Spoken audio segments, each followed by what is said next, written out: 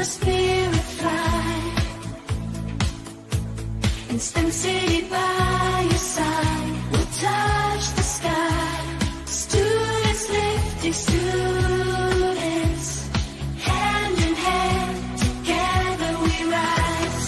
Together we stand, from every rise. Together we stand, from every corner, from far and wide. Our talents merge, our futures tied. In science, tech, and all the arts, we find our way, we play our parts. Reach for the stars, for the stars. Good afternoon. I'm Moria, your BEYA Stars and Stripes STEM Career Day Student Ambassador. Today's Career Day is sponsored by Lockheed Martin, the leading aerospace and defense company. We would like to thank Lockheed Martin for continuing to support our program. Today's guest speaker is Erica Dobbs, founder and CEO of Dobbs Defense Solutions, LLC. She is here to share her insights and stories of success in many different STEM arenas. But before we learn about her fascinating journey, let me bring up my fellow student ambassadors, Mimi, Savannah, Hope, Joy, Nick, and Oliver to share their thoughts on today's opening topic, turning points. Thank you, Mimi. Hello, I'm Veteran Ambassador Joy Pagan, originator and host of Constructive Conversations. And today we're discussing turning points. We'd like to invite our viewers to participate. What is a divisive turning point in your life, and how did you face it? Please share your thoughts in the chat and a picture if you have one. We're all going to reach a turning point at some time in our life. We must decide which path we're going to choose to take unless we don't know the outcome, but sometimes the path we choose can define our outcome. What is a turning point in your life where you had to decide which way you were going to go? I would say, sorry.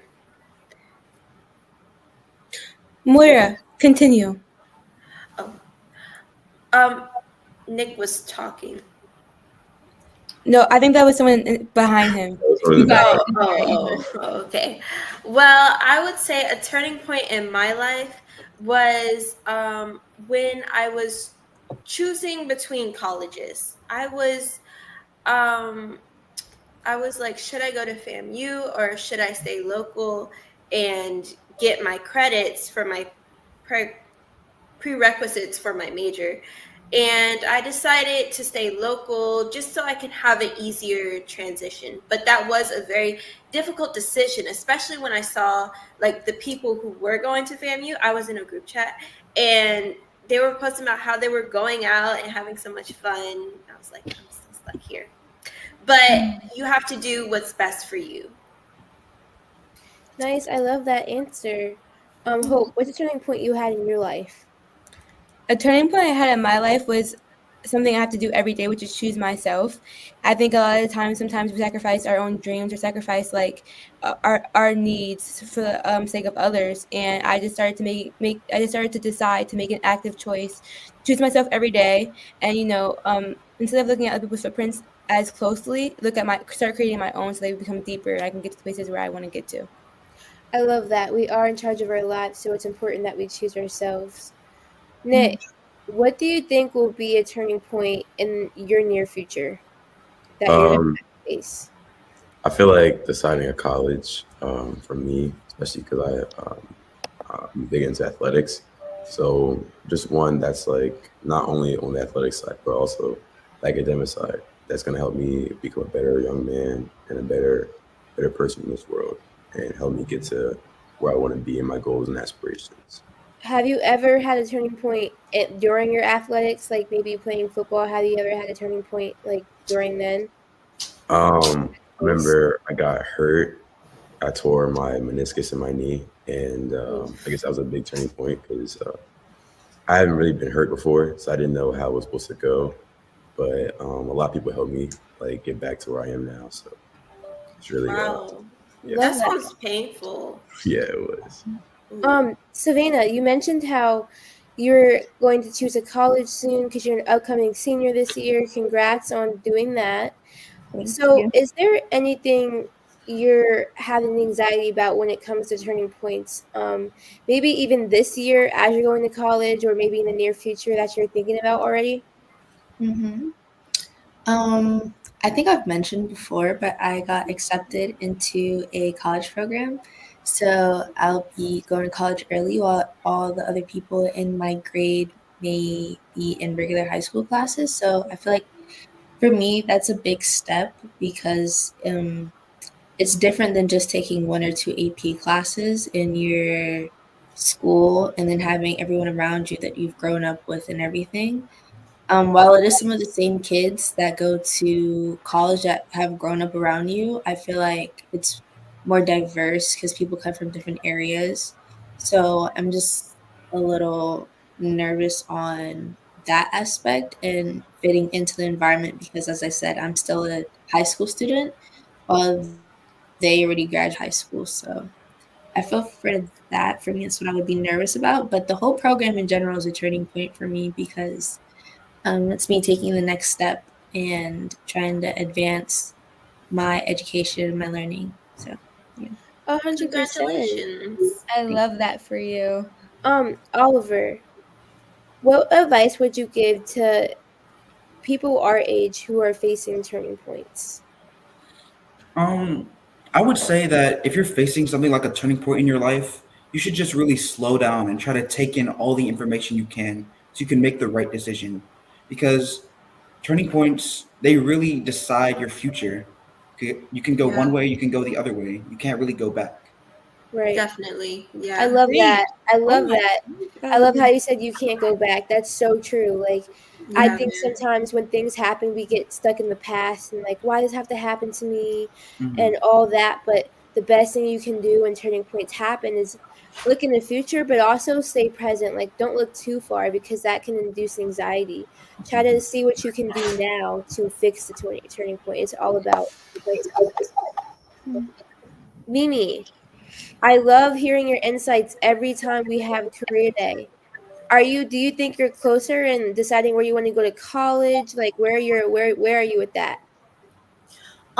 So it's definitely been a roller coaster of emotions with that because, as Oliver said, you always feel like you really can't turn back. But I think with what I've narrowed down, the school that I chose is really good. It's definitely has everything that I was looking for in a college. And so I'm really excited to go this fall. If you Nice. don't mind us asking, where are you going?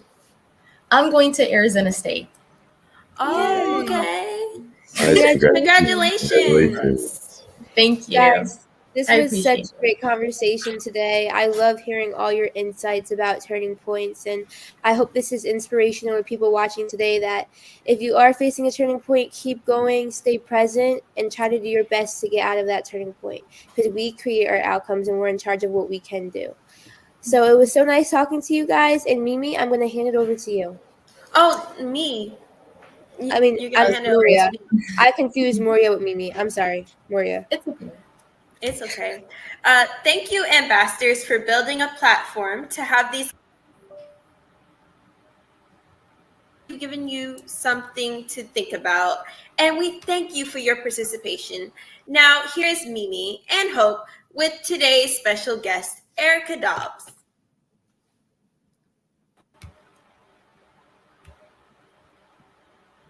Thank you so much, Moria.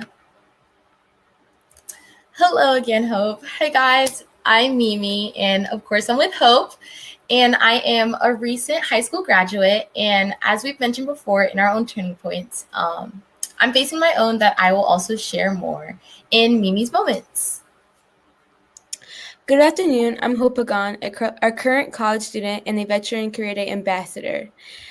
The discussion we just had about turning points in our lives is exactly where I feel like I am in my life right now. So I cannot wait to hear from Miss Erica Dobbs about when she faced her turning point so I can leave with some motivation and some inspiration today. Yes. I'm sure our guest today has faced a lot of turning points on her journey. Welcome to the show, Miss Erica Dobbs. So, good afternoon, everyone. It's wonderful to be here with you today. I'm really excited about talking to you about my journey and the turning points that I've had experienced. I just want to start out by saying that each of you today, your turning points really resonated with me a lot. And so I just want to highlight some of the nuggets of some of the things that you talked about as we go into the dialogue to talk about my turning points. So I know that Savannah was talking about how she was actually getting ready to go to college as a high school student. And so I just wanted to tell you about my turning point in that area. When I was in high school, I was in Simon Gratz High School in Philadelphia, and I was in the engineering program. And so in this program, I was tasked with going to college as a high school student. And so I will tell you that each of you that's on the call today, when you're thinking about the turning points that you're going to encounter, just take it with stride and move forward with it. Like when I actually had to encounter mines, I went to Temple University when I was in high school. So I want you to think about, I was a junior when I was actually attending those schools. So I went to school with them. And then I actually had to go to the Navy Yard to work with actual professionals, and I was still in high school. So you think about all these different turning points that you encounter, it can be interesting for you.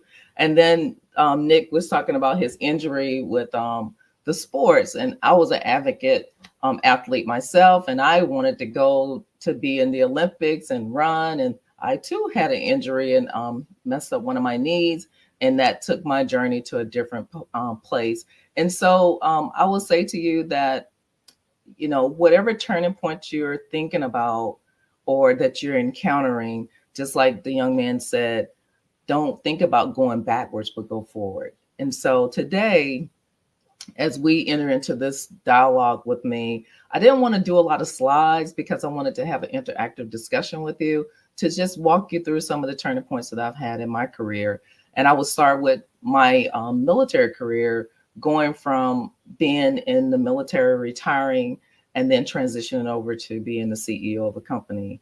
And so what I would like to do is, if any of you that were on the screen with me earlier would like to just have the dialogue with me, let me know out of the gate. So here we go. So my career started 36 and a half years ago when I joined the Navy. I joined the Navy when I was actually in college. So that was my turning point, is when I decided that going to Morris Brown College in Atlanta was not providing me with the level of expertise that I was desiring in the technical field. And so my turning point was joining the United States Navy. So when I joined the United States Navy, I had no clue what job I was going to be in, because I was very nascent in the Navy and what it would actually provide to me. So when I joined as an undesignated seaman. And most people don't know that about me, that I came in as a striker. And so all of the different turning points that came to me in my career put me where I am today as a CEO of a cyber company. So I started out in the Navy in a seaman field where I was not doing anything technical. But my job in the Navy actually provided that turning point for me when I actually became a radioman. And that job was dealing with what we call today cybersecurity and enterprise IT. And so those was my turning points. And so in 2019, when I actually decided to retire from the Navy, my launching pad was my military career into this journey called entrepreneurship as a CEO of a cyber company. So that is kind of like the life and aspect of what I actually do and what I did with regards to my career. So what I want to do is just give you a chance to ask me any questions out loud. I don't want to just talk to you. I want you to ask me, how did I get to my dream? If you would like to ask that question. Anybody? I want to create a dialogue with you.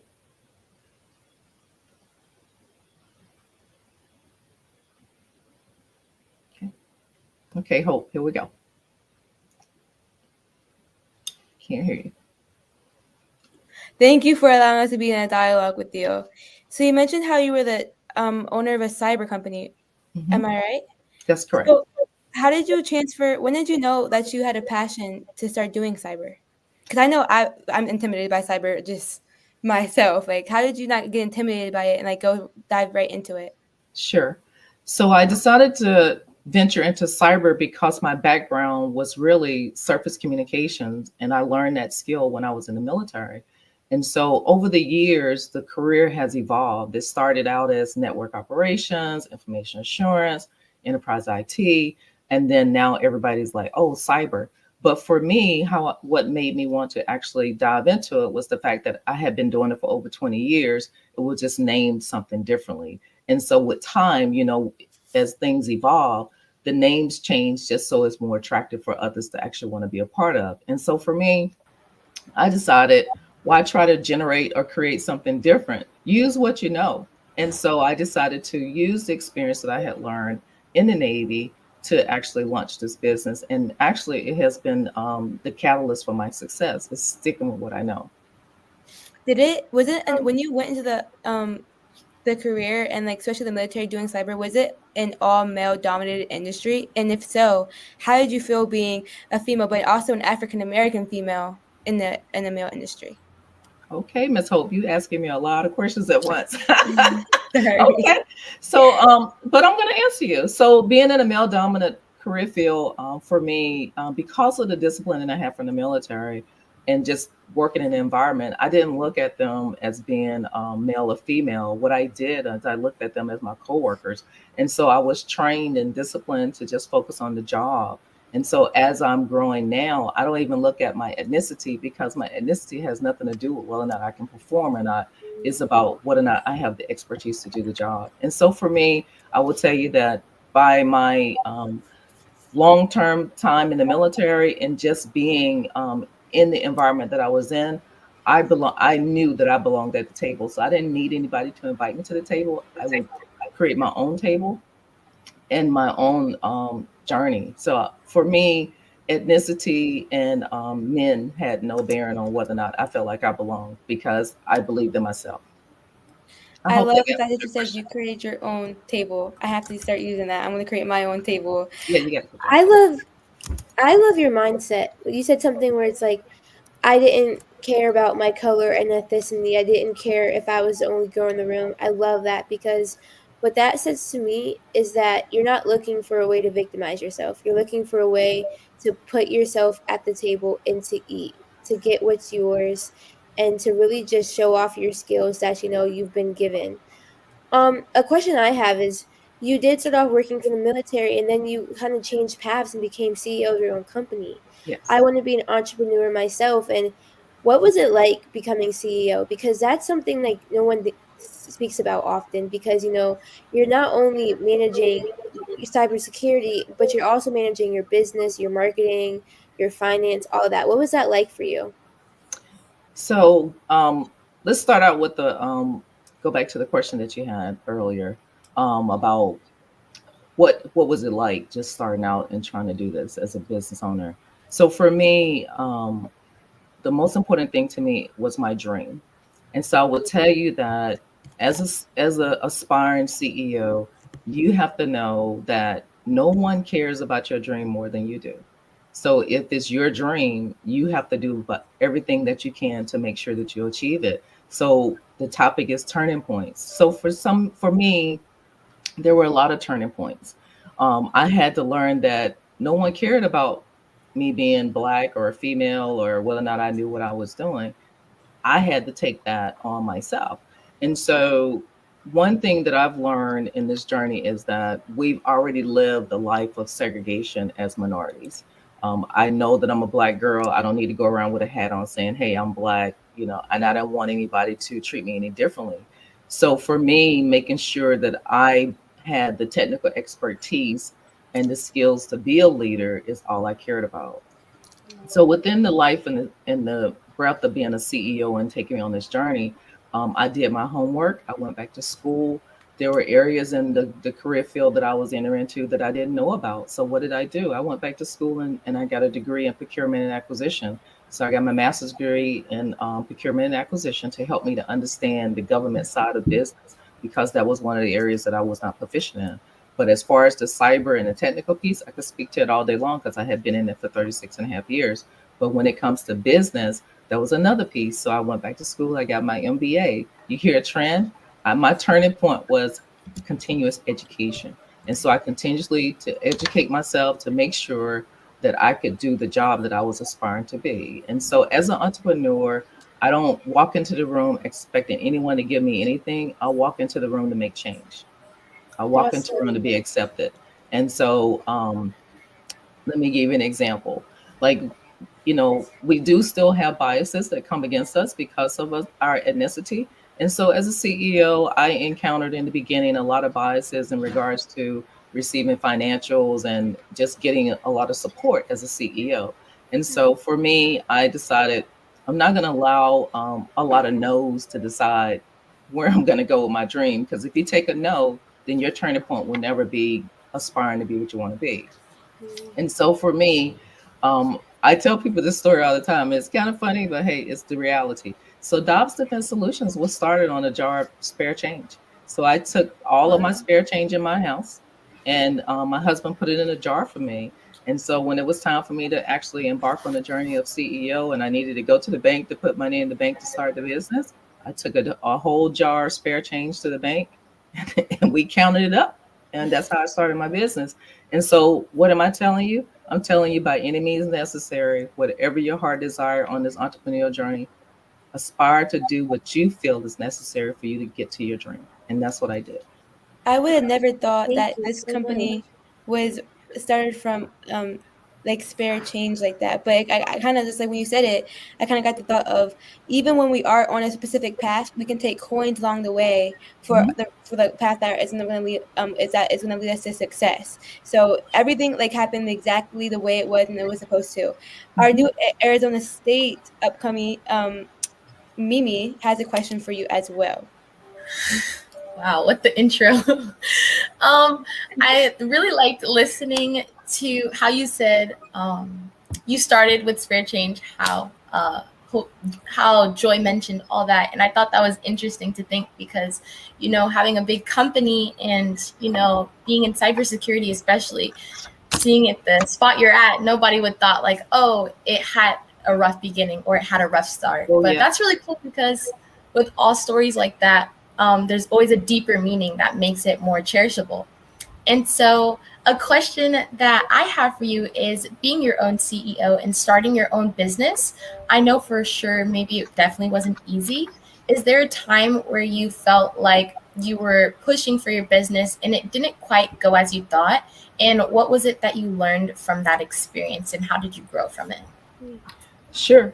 So, in the beginning, remember I talked about financials. So I actually prepared my business plan like you're supposed to do. And I went to several businesses to make my pitch and tell them how great we were and what we were bringing to the table and why they should fund me. And then it didn't go well. They told me, well, you're doing a good job, but, we don't think we can support you, or, this is not something that we want to invest in.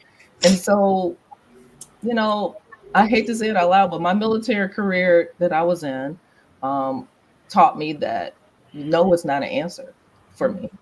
So I would always say, well, do you have a boss or is there someone else I can talk to? Because that's what I was trained to do when I was in uniform. And so when people would put hurdles in my way, it just made me stronger. So the no's were my catalyst to go to the next level. They were like my vitamin to say, oh, I can do this. It's almost like people telling me no was like making me Wonder Woman, saying, okay, what else can I do next? Because just because you're telling me no doesn't mean I'm not going to still try to pursue what I'm trying to do. So as a CEO and an entrepreneur, you have to put on like Teflon and desire to be what you want to be. You have no can't be a part of your vocabulary because everybody's going to tell you no because they don't believe in you because you don't have anything to show value. But you have to actually aspire to bring value yourself. And so for me, when I was in uniform, I served on a couple of aircraft carriers and people's lives was in my hands because I controlled all the communications on the ship. And so when I would go to somebody for help and they would go, nope, can't help you. I'm like, well, you're not the person to help me because what I have to do depends on life and death of someone else. So you telling me no means I got to go find somebody that can give me a yes. And so I will tell you that whenever there's a lot of no's in your life, don't even ascribe to them. Find that yes. And that's what I did. I found my yes, and my yes was myself in this situation. I decided that, okay, nobody wants to help me. I'm going to help myself. So what did I do? I bootstrapped. I have bootstrapped my business. And what does that mean? That means that I self-funded. So I decided I'm going to self-fund and make sure that my dream doesn't diminish because of other people's social biases. So, we live in a culture today where there's so many social biases that is against not just Black women, but women, period. And so you have to aspire to want to be successful no matter what. And that's what I did. And so today, I'm proud to say that last year we did $8.5 million with me self-funding and bootstrapping with all of those no's. That's what I did. That's Oh, wow, amazing. Congratulations. I think that's awesome. That is amazing. I love your story. I mean, I was just looking at an interview that the guy who created Airbnb was doing, and he talked about no's, and he was like, I got so many no's. I got laughed at, but I kept going. I didn't Keep stay going. in the no's. I found a yes. And I think he was similar to your story. He even funded himself and was like, if no one's going to believe in me, I believe in myself. And I think that's such a great thing to tell these young upcoming entrepreneurs. Even myself, I learned that a no is just a step closer to a yes from the right person. So. And to take it even further, I feel like it was very like untraditional for me to hear that your yes came from you. Because everyone else told you no, but your yes came from you. I feel like sometimes our mindsets, we look for yes, we look for reassurance or validation, but you didn't see Dobbs defense solutions being you didn't see the $8 million yet, but you saw the potential and you saw the success before it even happened. I think that's the best thing about being a CEO. I feel like that's the best thing about you doing what you did, because you just believed in yourself, and it's beautiful. It's been wonderful talking to you, Miss Dobbs. Thank you for taking time to join us for Career Day.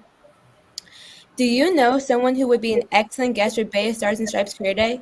Please tell us about them in the chat.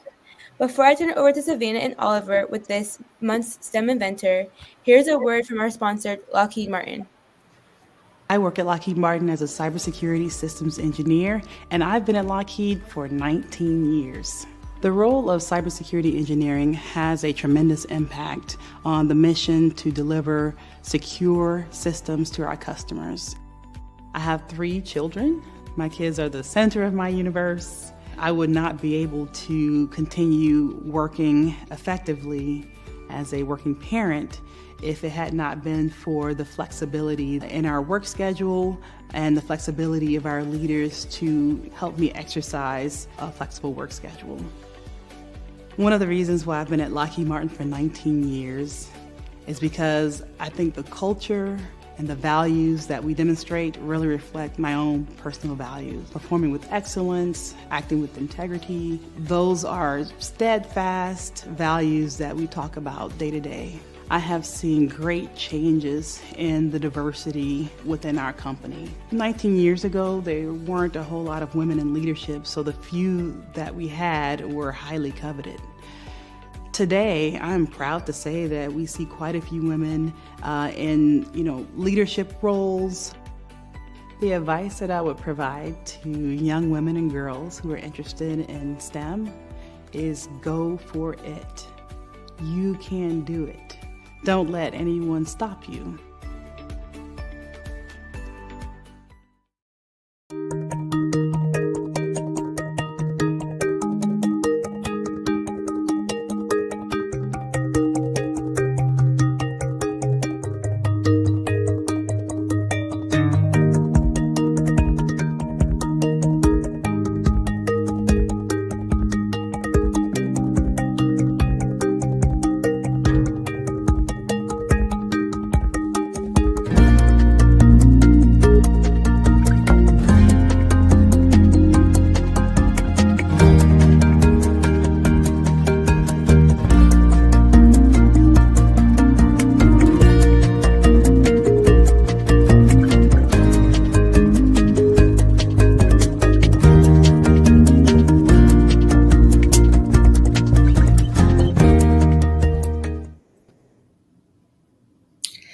Hi, everyone. My name is Savannah Mitchell, and I'm a rising senior in high school.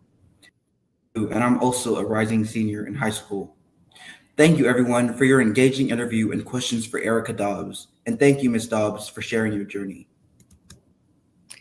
Now, let's take the time to learn about another talented individual, Dr. May C.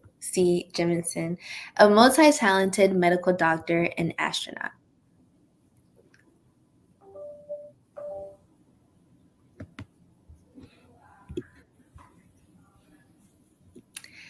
Famous firsts are important, and today we'll discuss May C. Jemison, the first Black woman to complete a mission in space.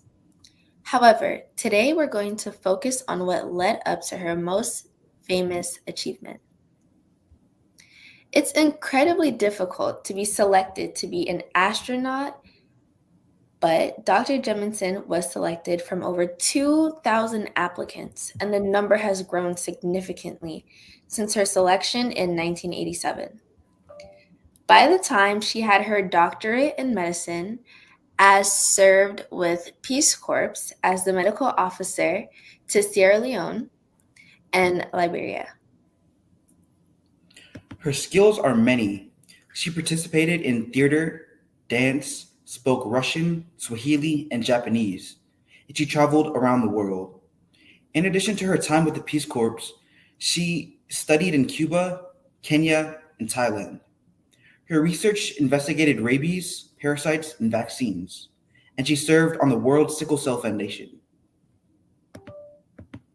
The turning point in her international fame came when she was selected to become a NASA astronaut, but she had already won several awards for her research by that time.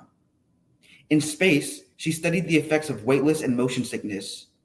She encourages people to explore all opportunities, especially those in STEM, and she is currently a professor, a public speaker, a film consultant, an actress, an author, and a founder of several organizations geared at gathering people involved in STEM fields. Dr. May C. Jemison will be remembered for her achievements as an astronaut, but let's amplify her achievements in medicine, philanthropy, and education as well. Students, we hope all of you are enjoying learning about STEM careers at today's BEYA Stars and Stripes STEM Career Day, streamed live from STEM City, USA. Some of our featured inventors are inspired by larger-than-life events, and some experience their turning points from something as simple as representation on a TV program. Keep searching for what inspires you. You never know where it will take you. Next month, we will share another STEM inventor who has changed our lives through STEM. Let's take a quick commercial break to learn more about STEM City, USA. What if you could build your own city? A place where every child can find nurturing people to help them achieve their full potential. A place where every adult can access job training support. Where health education is abundant. Where social justice ruled the land. A place without limitations. Welcome. You have arrived at STEM City, USA. It is what every city should be. A safe and trusted community where you find people and resources to help you become everything you are and beyond. STEM City is unlike anything you have ever experienced. It is a digital twin of the world around you, only better. STEM City is about energy and soul renewal. It is more than a digital world. You can almost feel the power of live cultural events, music, and theater. STEM City promises a better future for children, with caring mentors and hands-on activities, with dedicated tutors to support our youth. STEM City is your passport to a healthy lifestyle, with weekly events addressing our community's many issues. STEM City is your financial well-being, with helpful information on wealth management, career advancement, job training, and so much more. STEM City is the community you deserve. It is the city where your dreams can come true. STEM City USA, a place in the sky that is accessible to all who reach for the stars.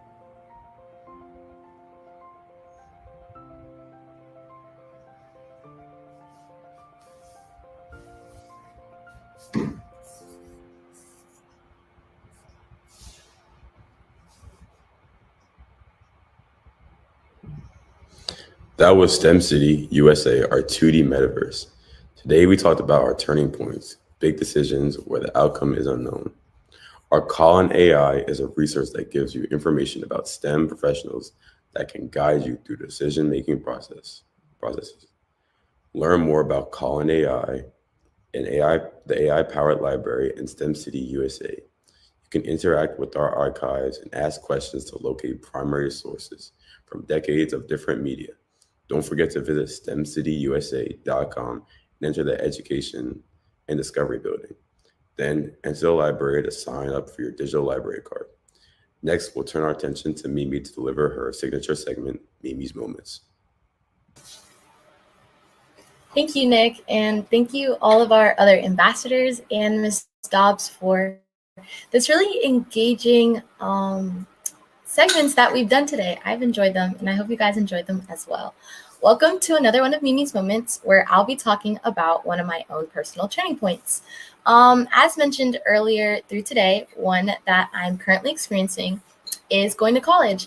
And it has definitely been a roller coaster of emotions. And it was really difficult at first to, I guess, accept that I'm going to college, because in my eyes, it was like, oh no, I'm leaving my family and I'm going to the other side of the country, and, you know, I'm growing up and everything's moving so fast, and why am I leaving and why am I going to college? And I was just in denial, and, you know, I put on a brave face that I was ready, but I really wasn't for a while.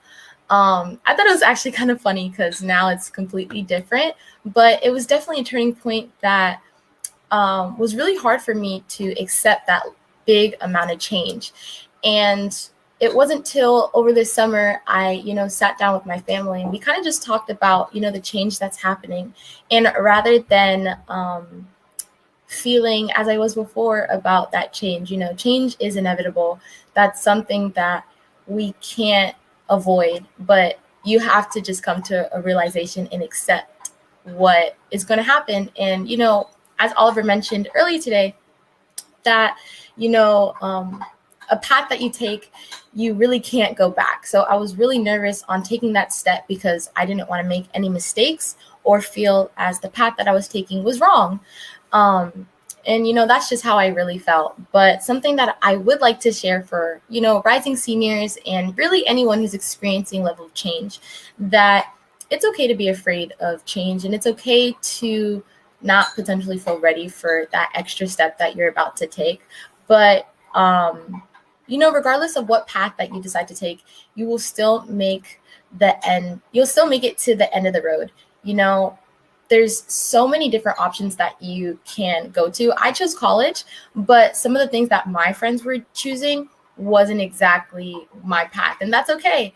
Moria mentioned the same thing earlier. You know, she was trying to decide if she's staying local or if she's going somewhere else. And, you know, I kind of felt that same thing, that kind of contention.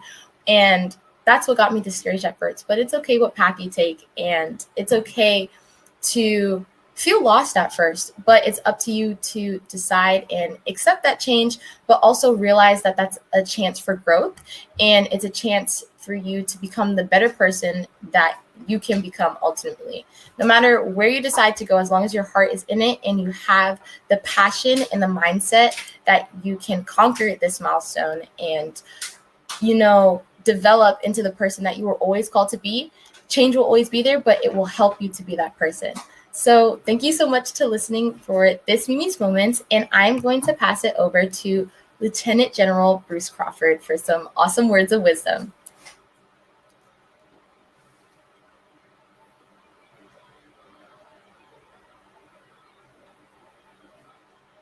Hoping everyone can hear me. I'm actually joining you from Massanutten Resort in Virginia, near the campus of James Madison University. So happy to be here with everyone. Listen, what you heard here today was all about our future competitive advantage. And I speak about that a lot because I believe that our future competitive advantage as a nation is going to depend heavily on our willingness to invest in our next greatest generation of leaders. As I've said before, there'll be many challenges, that our next STEM leaders are going to face.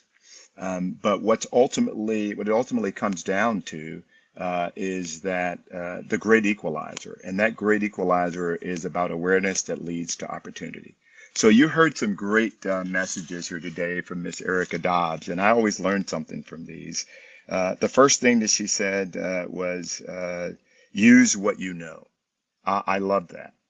She also talked about generating your own table, meaning don't wait to be invited for a seat at the table. Generate your own table. I absolutely love that.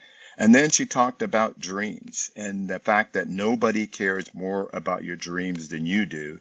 And then finally, probably the quote of the day from her and the message of the day is that no and the word no cannot be a part of your vocabulary. Find your yes. And so, again, just another great session today.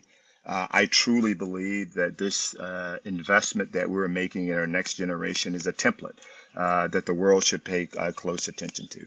And so with that, again, another amazing session, and back over to the leadership for closing comments and to the ambassadors. Thank you. Thank you, Lieutenant General Bruce Crawford. Thank you to all who joined us for Career Day. We appreciate your insights in the chat and your opinions and questions. I will think back to what we've learned when I'm faced with my own next turning point, and hopefully I'll make a great choice. Thank you to our Career Day speaker, Ms. Erica Dobbs, for joining us today and sharing your experiences and insights. That was very meaningful. Thank you. Remember to visit STEMcityUSA.com for more BEYA STEM Career Day segments. And we would also like to give a very special thanks to our BEYA STEM Career Day sponsor, Lockheed Martin.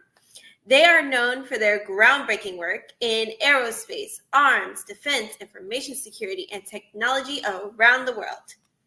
Please remember to subscribe to our YouTube channel and join us for the next Career Day on August 10, 2024, where we'll feature even more STEM professionals, college students, and high school standouts.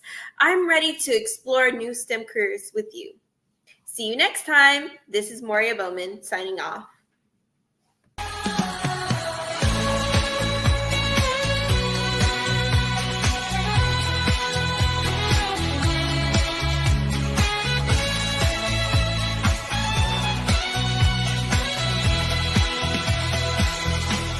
From every corner, from far and wide, our talents merge, our futures tied. In science, tech, and all the arts, we find our way, we play our parts, reach for the stars.